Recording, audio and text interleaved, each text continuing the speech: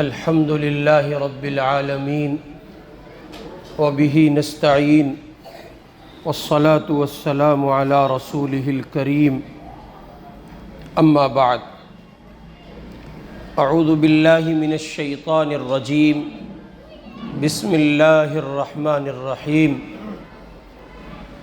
يا أيها الذين آمنوا ادخلوا في السلم كافة ولا تتبعوا خطوات الشيطان إنه لكم عدو مبين وقال النبي صلى الله عليه وسلم إن من أحبكم إلي وأقربكم مني مجلسا يوم القيامة أحاسنكم أخلاقا أو كما قال صلی اللہ علیہ وسلم۔ بزرگان محترم، ہم اور آپ مسلمان ہیں، ایمان والے ہیں۔ ہمیں اور آپ کو زندگی گزارنے کے لیے اللہ رب العزت نے مستقل ایک تہذیب عطا کی ہے، مستقل ایک طریقہ زندگی ہمارے لیے نازل کیا گیا ہے۔ ہم بے مہار نہیں ہیں، ہم اپنی گفتار و کردار میں آزاد نہیں ہیں، ہم اپنے اخلاقی رویوں میں آزاد نہیں ہیں، بلکہ صبح سے لے کے شام تک ہماری زندگی میں پیش آمدہ تمام تر واقعاتی پہلو جو زندگی کے مختلف مسائل سے وابستہ ہیں، ہر ایک تابع ہے جناب رسول اللہ صلی اللہ علیہ وسلم کی شریعت کے۔ ہمیں اور آپ کو یہ بتایا گیا ہے کہ ہمارا اور آپ کا جینا و مرنا، ہمارا اور آپ کا زندگی گزارنا، اس کی نشست و برخاست، ہمارا کل کا کل وجود، یہ دراصل اللہ کی امانت ہے، اور ہمیں اس امانت کا امین بنا کر اس زندگی کو نبی پاک علیہ السلام کے طریقے پر گزارنے اور اس امانت کی حفاظت کرتے ہوئے کلمے کی ادائیگی کے ساتھ اپنے اخیر کو بہتر بنا کر اس زمین سے اس زمین پر کوچ کرنا ہے۔ اور ہماری زندگی کی کامیابی اور اس کی ضمانت یہی ہے کہ ہم اور آپ اللہ کے رسول علیہ السلام کے دین کے تابع ہوں، اور زندگی کے ہر گوشے میں، ہر پہلو میں اور پیش آمدہ تمام تر واقعات میں اور سماج کے تمام تر پہلوؤں میں ہم شریعت کو غالب رکھے ہوئے ہوں، اس انداز پر زندگی گزارنے کا ہمیں حکم دیا گیا۔ چنانچہ اللہ تعالیٰ نے قرآن مجید میں کہا ہے وَمَا خَلَقْتُ الْجِنَّ وَالْإِنسَ إِلَّا لِيَعْبُدُونَ، ہم نے انسان و جنات کو اپنی عبادت کے لیے پیدا کیا ہے۔ علامہ آلوسی رحمہ اللہ لکھتے ہیں اَوْ لِيَعْرِفُونَ، اللہ تعالیٰ کہتے ہیں کہ ہم نے انسان و جنات کو اپنی پہچان کے لیے پیدا کیا ہے، وہ جان لیں کہ ان کا ایک رب ہے، وہ پہچانے کہ ان کا ایک پروردگار ہے، ان کا کوئی پالنہار ہے، وہ کسی کے حکم کے محتاج ہیں، وہ جانے کہ وہ کسی کا دیا کھاتے ہیں اور کسی کا دیا پیتے ہیں، وہ جانے کہ ان کی زندگی کا ایک ایک سانس ان کا نہیں ہے، کسی اور کا ہے، وہ جان لیں کہ وہ پل پل محتاج ہیں، وہ جان لیں کہ وہ اپنے آپ میں حد درجے ضعیف ہیں، وہ سمجھ لیں کہ ان کی تخلیق کرنے والا، ان کا پالنہار، وہ اس کی چوکھٹ کے محتاج ہیں، گداگر ہیں، منگتے ہیں، بھکاری ہیں۔ اللہ پاک قرآن مجید میں کہہ رہے یا ایھا الناس انتم الفقراء الی اللہ، اے لوگو تم سب کے سب اللہ کے فقیر ہو۔ یہ انسان و جنات کی بھیڑ کو اس لیے اکٹھا کیا گیا ہے، اس لیے ان کو وجود عطا کیا گیا ہے کہ وہ اپنے رب کو پہچانے اور پہچان کر اس کو پہچانوائیں، دنیا جہان میں اس کے تعارف کی شمع لے کر اٹھیں، تاکہ سسکتی ہوئی انسانیت کو راستہ میسر آئے اور بھٹکی ہوئی انسانیت کو ایک راہ نظر آئے۔ چنانچہ وہ نظام جو ہمیں اور آپ کو مذہب اسلام کی شکل میں عطا کیا گیا، وہ صبح سے لے کے شام تک اور شام سے لے کے پھر صبح تک ہماری زندگی میں روزمرہ پیش آنے والے معمولات و حالات، افعال و اعمال میں ایک ایک پہلو پر بہت باریکی سے کلام کرتا ہے۔ چنانچہ حضرات صحابہ اکرام رضوان اللہ علیہ مجمعین کو کفار مکہ نے طعنہ دیا تھا، اور انہوں نے کہا تھا کہ ان کا نبی ان کو استنجا کرنے کا طریقہ بھی سکھاتا ہے، اور انہوں نے یہ بات بطور طنز کہی تھی۔ لیکن قربان جائیے صحابہ کی عظمتوں کو سلام، صحابہ کے نقش پا پر قربان ہو جائیے۔ صحابہ نے کہا، بجائے کہ وہ اس کو کسی منفی پیمانے پر قبول کرتے، انہوں نے کہا ہاں ہاں یہ ہمارے لیے سعادت ہے کہ ہمارا نبی ہم کو اتنی چھوٹی باتوں کی بھی تعلیم کرتا ہے۔ کون سکھائے گا، کون بتائے گا؟ یہ ہمارے اس مربی اور اس مشفق اور اس رہبر اور اس ہادی پیغمبر کا کمال ہے، جو نبی آخر ہے، نبی اعظم ہے صلی اللہ علیہ وسلم۔ یہ اللہ کے آخری پیغمبر ہیں، اتنی چھوٹی باتوں کی بھی تعلیم کرتے ہیں، یہی تو ان کی پیغمبری کی کھلی دلیل ہے۔ وہی اسباق، وہی سبجیکٹس اور وہی سب تعلیمات جو حضور نے اپنے اصحاب کو اپنی درسگاہ میں، اپنے مدرسے میں اور اپنی کلاس میں اپنے اسٹوڈنٹس کو بحیثیت ٹیچر اور بحیثیت معلم آپ نے اپنے متعلمین حضرات صحابہ اکرام کو سکھلائیں۔ انہی تعلیمات میں سے ایک بنیادی تعلیم یہ ہے، اللہ کے رسول علیہ السلام فرما رہے ہیں، میری نگاہ میں دنیا میں سب سے زیادہ پسندیدہ اور قیامت کے دن میرے سب سے زیادہ قریب جگہ پانے والے وہ لوگ ہوں گے جو دنیا میں اچھے اخلاق کا مظاہرہ کرنے والے ہوں گے اور انسانوں کے ساتھ اچھا معاملہ کرنے والے ہوں گے۔ پھر خوش خلقی، خوش اخلاقی، اچھا برتاؤ، اخلاق کا مظاہرہ، یہ ہم اور آپ کر رہے ہیں، کرتے ہیں۔ ہمارا یہ دعویٰ ہے کہ ہم خوش اخلاقی کا مظاہرہ کرتے ہیں، لیکن اس کو سند کون فراہم کرے گا؟ اس پر مہر کون ثبت کرے گا؟ کس کی بات قابل قبول ہوگی؟ کون لوگ ہیں جو کہیں گے کہ یہ خوش اخلاق ہے تو اللہ ان کو خوش اخلاق تسلیم کرے گا؟ کون لوگ ہیں جو ضمانت دیں گے اس بندے کے اخلاق بہت اچھے ہیں تو اللہ کے یہاں وہ اچھے اخلاق والے کہلائیں گے؟ کون لوگ ہیں وہ گواہی دیں گے، ان کی گواہی معتبر ہوگی؟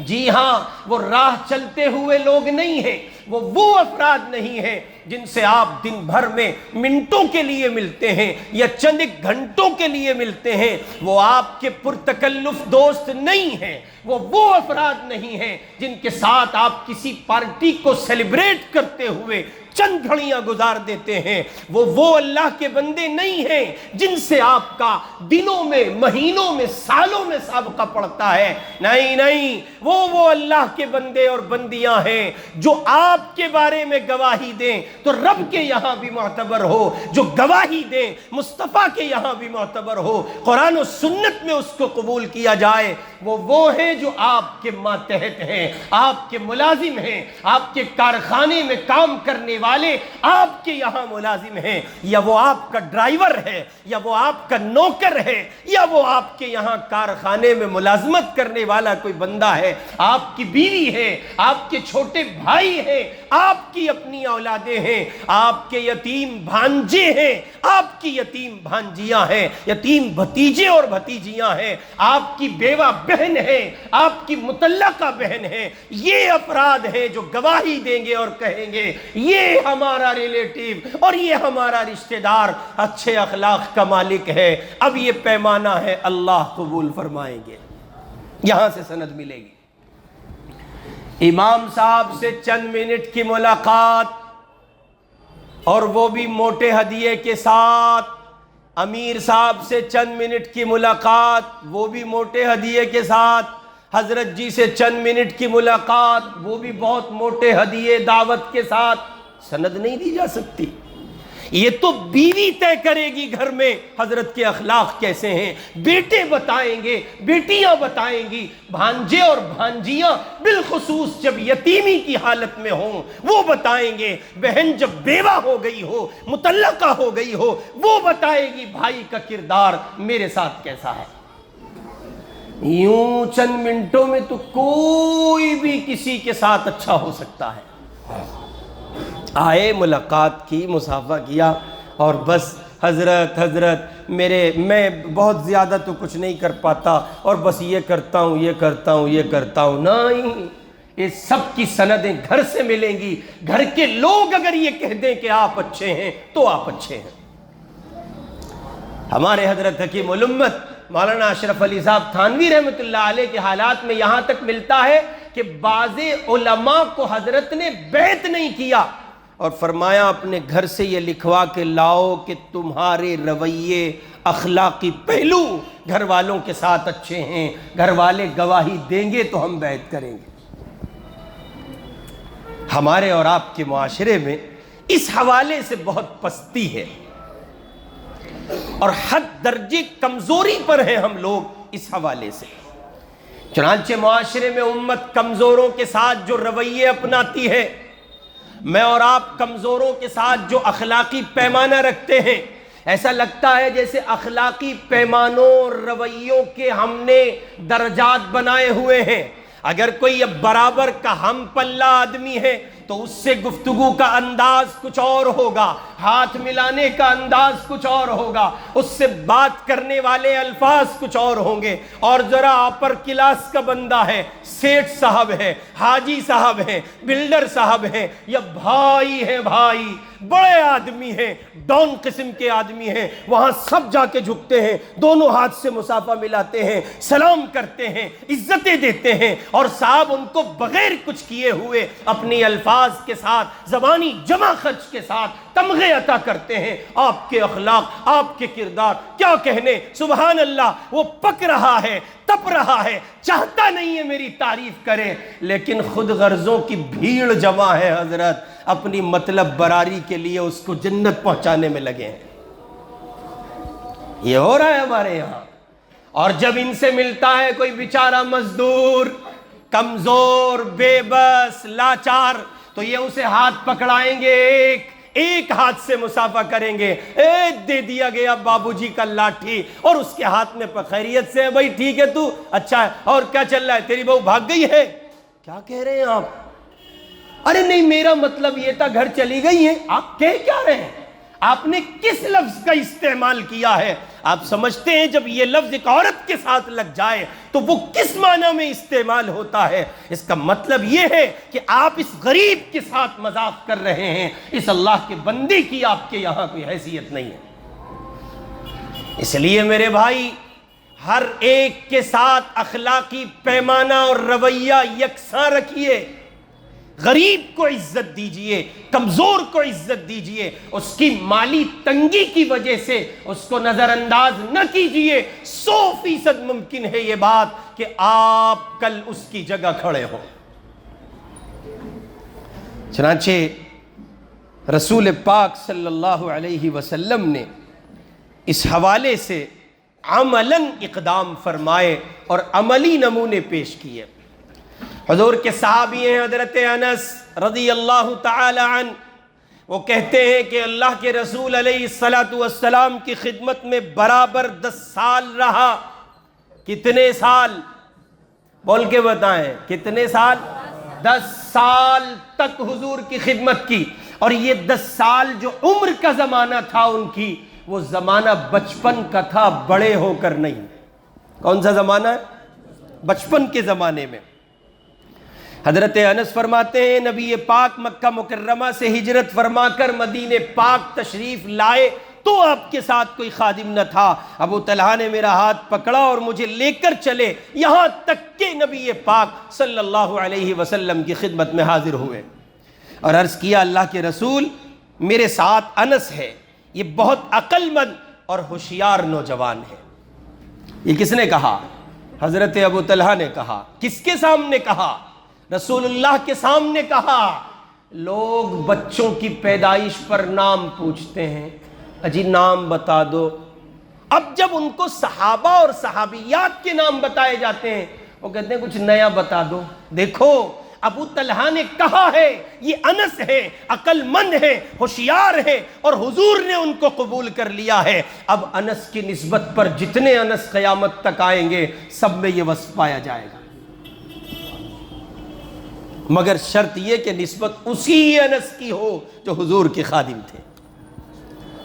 حضرت ابو طلحہ کہتے ہیں، حضرت انس کہتے ہیں کہ میں نے، ابو طلحہ نے کہا، اور یہ آپ کی خدمت کرنا چاہتا ہے، آپ کے ساتھ سفر و حضر میں رہنا چاہتا ہے۔ نبی پاک نے اس درخواست کو قبول کیا اور ان کی اس پیشکش کو منظور فرما لیا۔ چنانچہ جب آپ کی خدمت کے لیے حضرت انس حاضر ہوئے، اس وقت عمر ان کی 10 سال تھی۔ کتنے سال عمر ہے؟ 10 سال ہے۔ اور انہوں نے پیغمبر علیہ الصلاۃ والسلام کی خدمت کتنے سال کی ہے؟ 10 سال۔ گویا انس کی عمر 20 ہے تو رسول پاک کا وصال ہوا۔ حضرت انس فرماتے ہیں دنیا سے پردہ فرمانے تک مجھے یاد نہیں پڑتا کہ اللہ کے نبی علیہ الصلاۃ والسلام نے مجھے کبھی کسی کام کے لیے یہ کہا ہو انس تم نے یہ کام کیوں نہیں کیا، یا یہ ایسے کرنا تھا تم نے ایسے کر دیا۔ انس نے اپنے آپ کو حضور کے لیے خود پیش کیا ہے، وہ حضور کے یہاں ملازم نہیں تھے۔ انس حضور پاک علیہ السلام کے غلام نہیں تھے۔ انس حضور پاک علیہ الصلاۃ والسلام کی خدمت میں چل کر آئے ہیں، خود انہوں نے پیش کیا ہے۔ وہ نبی پاک پر جانثاری کے ساتھ آئے ہیں، خود کو لٹانا اور مٹانا چاہتے ہیں۔ انس حضور کے قدموں پر قربان ہونا چاہتے ہیں۔ انس تو آئے ہیں، یہاں تو آپ کی دکانوں پر، کارخانوں اور فیکٹریوں میں یہ بچے ملازمت کرتے ہیں جن کو آپ سڑی سڑی گالیاں دیتے ہیں۔ یہ مارکیٹ کے دکاندار جب چھوٹے چھوٹے معصوم بچے ان کی دکانوں پر کام کرتے ہیں اور ان سے کام بگڑ جاتا ہے، اور وہ دکاندار اور وہ مالک جب ان کو طرح طرح سے ٹارچر کرتا ہے اور نئے انداز پر گالیاں دیتا ہے، ایسے دکانداروں کو سن لینا چاہیے اللہ کا تم پر قہر نازل نہ ہو جائے، خدا کا غضب تم پر نازل نہ ہو جائے۔ کسی غریب کا مذاق نہ بنانا، کسی غریب کا تمسخر نہ کرنا، وہ اپنی بے بسی اور لاچاری کی بنیاد پر تمہاری دکان پر ملازمت کرتا ہے، اس کی برادری کی وجہ سے عار نہ دلانا، اس کے خاندان کی وجہ سے عار نہ دلانا، اس کی کمزوری اور بے بسی کی بنیاد پر عار نہ دلانا۔ 100% ممکن ہے تصویر الٹی ہو جائے، ممکن ہے یہ تصویر الٹی بھی ہو سکتی ہے۔ آپ بن جائیں ملازم، آپ بن جائیں ملازمت کرنے والے نوکر، اور اللہ اس کو بنا دے مالک۔ ایسے کتنے لوگ ہیں آپ کے تجربات میں؟ کتنے لوگ جب آپ دلی میں آئے ہوں گے تو ان کا چراغ جلتا تھا، سکہ چلتا تھا، مال تھا ان کے پاس، اور آج وہ کاسے گدائی لیے گھومتے ہیں، کوئی پرسان حال نہیں ہے۔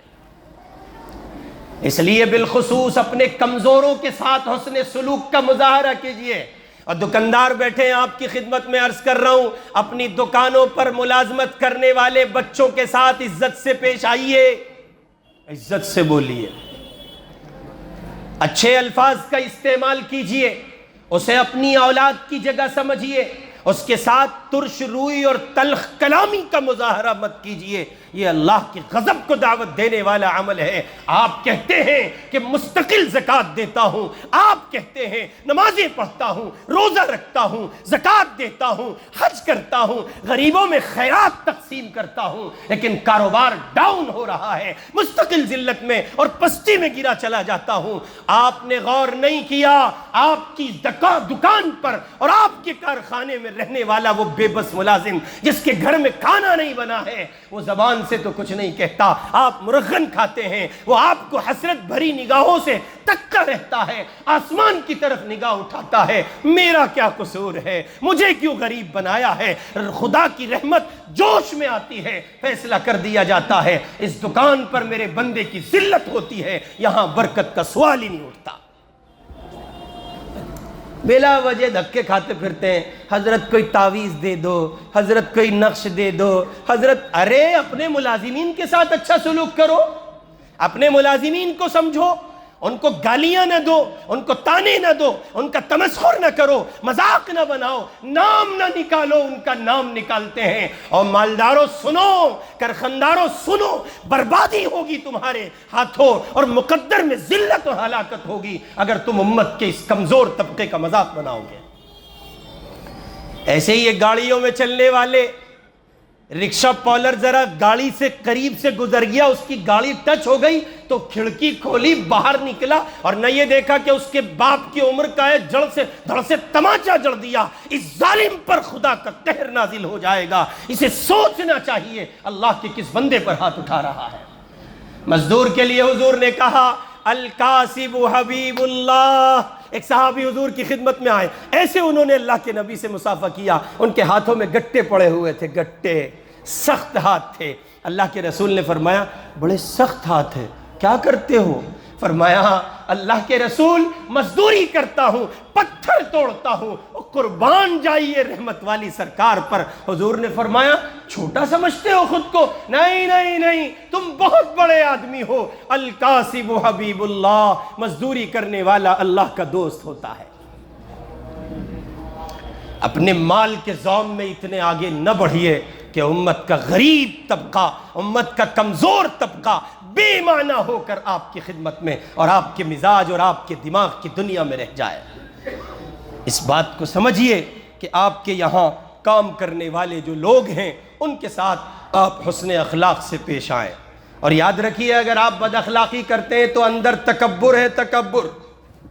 اس بڑائی کے کیڑے کو دماغ سے نکال دیجئے۔ اور میں نے عرض کیا برے لفظ، برے کلمات، بری باتیں بولنے کی گنجائش نہیں ہے۔